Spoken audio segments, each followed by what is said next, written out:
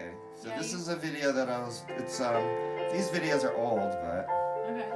Old as in like from last week? Yeah. Yeah. Something like that.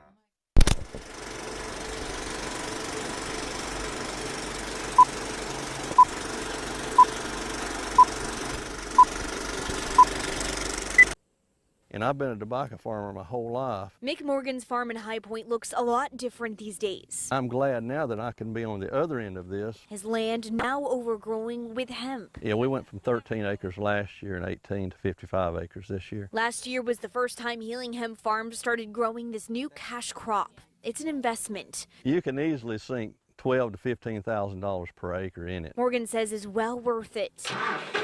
In 1 year, the company turned a profit. With business growing quickly, it was a race to meet the new demand, opening this new store in Archdale to sell their most popular product. 20 to 30% of our sales right now are smoking bud. That could change. The North Carolina legislature pushing for a ban on smokable hemp, saying it's too difficult for law enforcement officers to differentiate it from marijuana. Oh, it would bankrupt us. It would really bankrupt us. This type of move by some legislators would be very, very damaging to our farmers. Bob Crumley, the CEO of Founders Hemp and owner of Everything Hemp, believes the effects would be widespread. 548% increase in the number of hemp farms that were permitted in the state.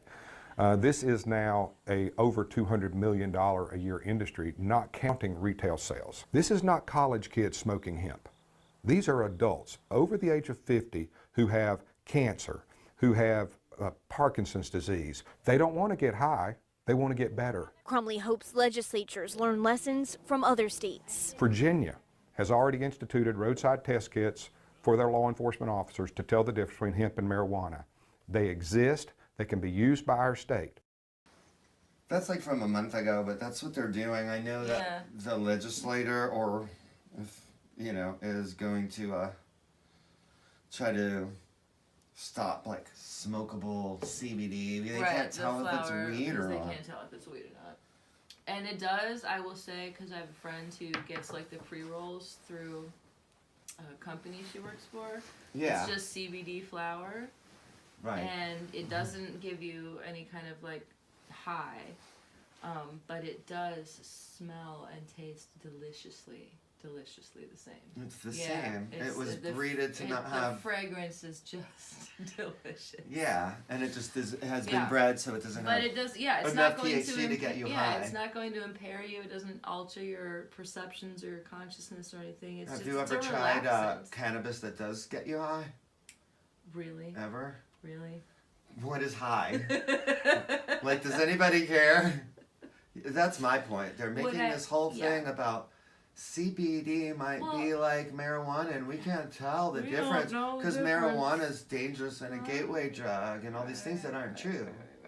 Now, well, okay, so from a purely practical, seeing it from both sides situation, I can understand that, like, bureaucratically speaking, law enforcement departments don't really want to have to adapt to a new thing.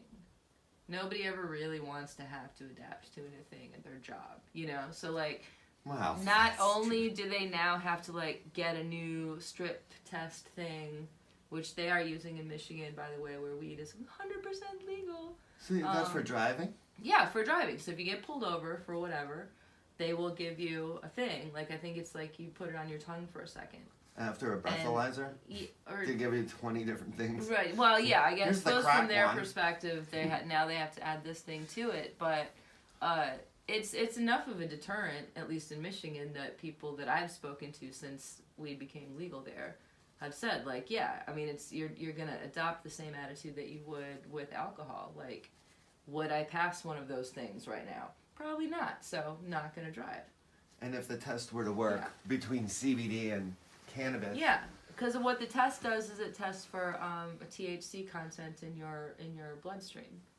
And so you know when is not a good time to drive after you have partaken in some cannabis. So you're saying to have the test, to like have the users take the test, not the police? Yeah. And then every time they're going to drive, they'll test themselves? They'll test them. No. That's not going to happen. The police have the test. What I'm saying is... And when are the police going to test you? When they pull you over for what reason? Whatever. for whatever. Right. So they already need to have some other reason, because you're not driving bad because you're high. Exactly. We already know that. Right. Well, I might actually. I might drive better. No, I would. Well, I'm just saying. No. You don't drive very I'm much. an excellent driver, but if that's involved, I'm going like 5 miles. Yeah, an I'll hour, give no you matter that, what man. road I'm on. Yeah, like the Cheech and Chong like movie. I'm It's like dangerously slow. you're not speeding, and you're dangerously careful. Dangerously I know. careful. It's like that Cheech and Chong movie. They're like, "Whoa, Yeah. how fast are we Yeah. going?" And they're just Yeah. like 5 miles an hour. It's like, are we speeding? I'm like, no. What the fuck That's are why, you doing? that's why I don't do that. Yeah. Yeah. No, okay, No, but I'll okay, even but give you so, that like- heavy machinery argument about cannabis. Sure. Yeah. So yeah, that's, yeah. but But, what we but watched that's not what we're talking was, about. We're talking about CBD.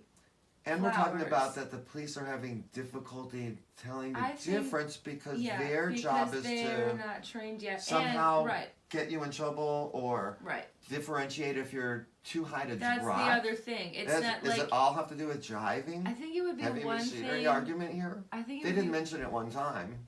I think it would be one thing if the resistance was about just like, oh, this thing smells the same as this thing we've been taught to fear and prosecute, but it's also the same plant. You know what I mean? That's like right. it's from the same plant source. So it's hard for a lot of like particularly I think older people to suddenly like disengage all of that stigma around this plant that grows in the ground, you know, and now they have to be okay with, all right, somebody has this in their car and it looks like it and it smells like it, but this one chemical component is reduced, so it's okay for them to have it. I think they're just like having trouble like with their own cognitive dissonance around that. I Like, agree. I mean, it's been like that for a long, long time. yeah, I have relatives in Michigan who I love dearly who are like still just as mad about pot. Like the existence of it, the smell of it, the fact that people do it, like they're just like, because they grew up thinking that that was like immoral because it was illegal, right? Like those two things. They will get drunk as a skunk on Saturday night and crawl their hungover asses into And they mass used on to say Sunday it's morning. okay, but it's illegal. Weed is not okay because it's illegal. Now And if that it's legal, then we'll talk about it. But no, they're not, because No, the they're stigma not. is still there for them. Even though Like, it's more illegal. Because it's legal in Michigan, but it's not legal in that's you true. know, Florida. Federally, it's not actually. legal. Right. So And I like guess until it's legal nationwide, that's they're gonna have a harder time like just letting go of that stigma. So I can see law enforcement's perspective on that count, but I also think that really what this is coming from is big pharma.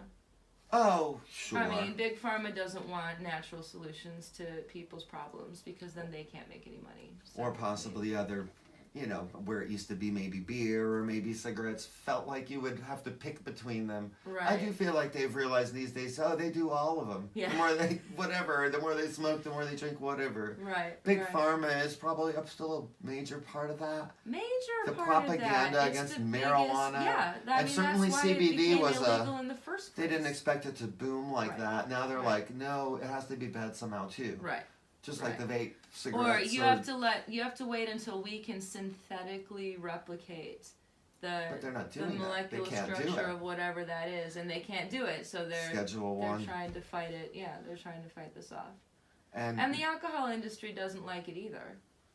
Because a lot of people will drink less if they're chilled out from something that grows in the ground versus something that's been, I think that beer is a fairly natural drink.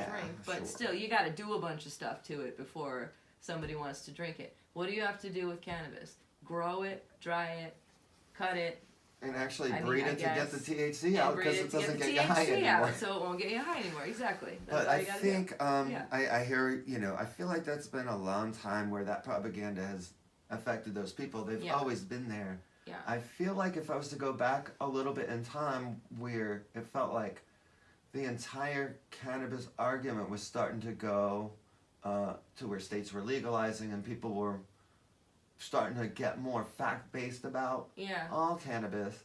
Now, half of those people that were talking facts about cannabis are trying to differentiate and defend only CBD. Right. It's not right. marijuana. Right. And they're right. going halfway along with these weird, non-smart talking points about marijuana, saying, yes, it is a gateway drug and all that, and marijuana is horrible, but this is CBD and that's what we're behind, and now we're going to bite ourselves in the foot. Now, even though they met them halfway and agreed with them, now they're telling all those CBD people, no. We can't tell the difference. We don't like it anyway. You should have just... And what difference does it make what level of THC your doctor thinks you should have? Or, we don't have a problem with marijuana. They're making it a bigger problem, and the people that would defend marijuana are now just defending CBD. And saying bad marijuana, still calling it marijuana. Unless it's from Mexico, I don't want it to be called that. Right. And I don't smoke that Mexican brick weed. Yeah, I think with almost anything I ever talk to you about on this format, really the answer is follow the money. Figure out who's funding the resistance to CBD smokable flowers. That's what I say. Find out who's resisting that. You gotta look at, like, Google their names, find out who their wives are and whether their wives are on the boards of certain companies. Like, you start to really get into how networked this whole movement against natural solutions to things really is. So well, I went to the Asheville Hemp Fest. Okay. It was the first main one they did downtown this year. Spoon Lady was there. Nice. It was awesome. Nice. The Instant Karma bus was there. It was great. Nice. And they had like CBD dabs and flowers you can get. It was all CBD. And they had speakers come up, stand on top of the bus, and we're right in the fight. And this is a lawyer that's a CBD lawyer, and they basically came out and said, it's CBD, it's not marijuana, and we went with all these lawmakers, and we know who they are, and they were worried. They thought it was a gateway drug, marijuana, and we convinced them that this is CBD, it's not marijuana. You're probably right about marijuana. Then they turned around and wouldn't meet with them and said they can't have smokable flower and are against them anyway. And the lawyer admitted, it's like, oh, and they stuck us in this in-between thing where it's like, we were working with you now. We're just useful idiots against marijuana. And now everyone's not sure, and now if the argument is like, fine, have CBD, but no, marijuana's bad, everyone knows it now. That's not a good place to end. No.